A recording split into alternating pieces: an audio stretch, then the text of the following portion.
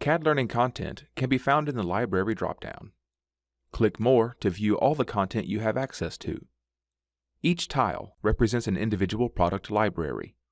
If your organization has added custom content, you may find tiles here with your company's custom courses and workflows. To start finding targeted content, select the associated tile.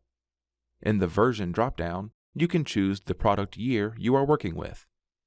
If available, you can also choose courses or workflows that are associated with that version.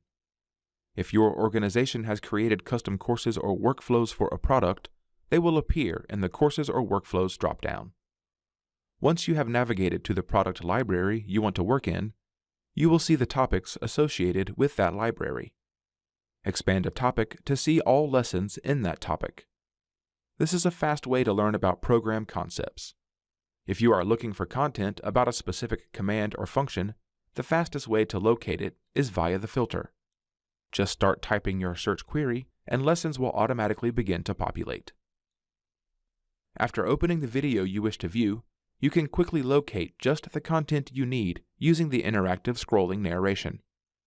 Scan the copy for the content you want to view and click the word, phrase, or sentence you are looking for. The video will automatically jump to that spot.